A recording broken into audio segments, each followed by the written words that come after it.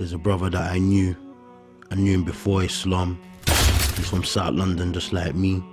He went to the same secondary school as me, and he was 1 year younger than me.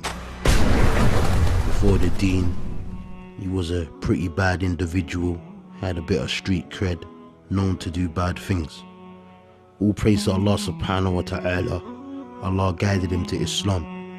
And I remember when I heard the news that he became a Muslim, I was happy to hear this. But due to the circumstances and what I was doing in my life at that time, I wasn't able to speak to the brother.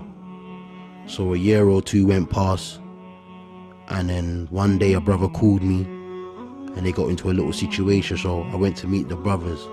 So when I pulled up, I noticed that the brother that I was talking about I knew before the deen, I saw him amongst the brothers.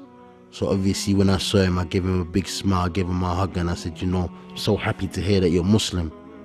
But I said, now you've been in a religion for a little while, how are you finding it? How is your deen? How is your iman? How are you finding it being a Muslim?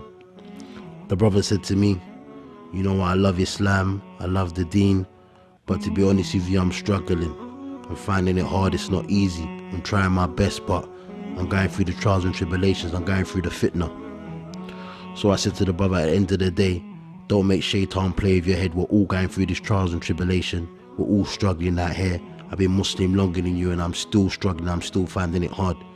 But no matter what you're doing, make sure you pray 5 times a day. No matter what haram you're doing, keep your connection between you and Allah, and inshallah Allah will aid you. And he was nodding his head and he was agreeing. Me and the brother, we spoke for about 45 minutes, then I had to leave, so I gave the brother my number and I said, if anything, just holler at me, we'll talk over the phone inshallah. Anyway, a few months went by, I got a phone call one morning, a brother called me. He's like, Salaam alaikum. I'm like, wa alaikum salam. I'm like, what's happening, Aki, you alright? He's like, Rod, didn't you hear what happened last night? I'm like, no, what? Tell me what happened last night. He goes, the brothers went out, couple of the brothers, couple other people went out, and that brother that I'm talking about now got into a little situation in a nightclub, and cut a long story short, someone pulled out a gun and shot him in his head. So I was like, subhanallah, is he okay? Is he in the hospital? Like, what hospital is he in so I can go and see him? He's like, nah, Aki, the brother passed away. So I said, where did he pass away? In a nightclub? He said, yeah, he passed away in a nightclub. Now, why am I telling you this story? The reason I'm telling you this story is for you to think about your life. You plan, but Allah subhanahu wa ta'ala is the best of planners. Many of us think we've got time. Many of us think that, I'm going to practice later on in my life. I'm going to enjoy my youth, and then inshallah when I get older I'm going to take my deen serious. But who's told you that you got a contract that you're going to live to see a certain age? Who can even prove to you that you're going to live to see even tomorrow?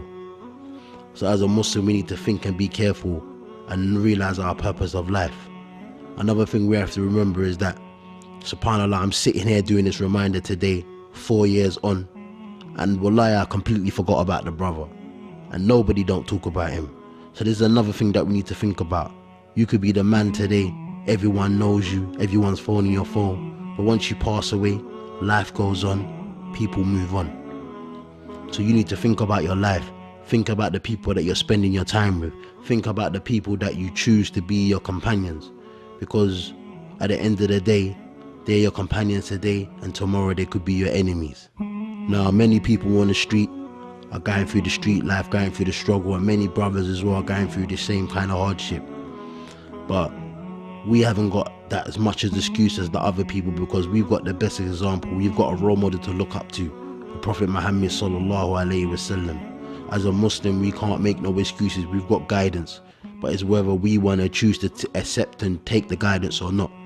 We have to remember why we became Muslim, why we accepted Islam, and understand our purpose of life and be clear upon it. Because at the end of the day, when Allah subhanahu wa ta'ala is ready to take your soul, there won't be no delay. We never know when we're gonna go. Some of us live a long life, some of us live a short life, but we know certainty that we're gonna die. So we need to prepare ourselves for the hereafter and do as much righteous deeds and pray that we don't have an evil end. We ask Allah subhanahu wa ta'ala to forgive this brother's sins and any other brother or sister who's died in a state like this. Ameen.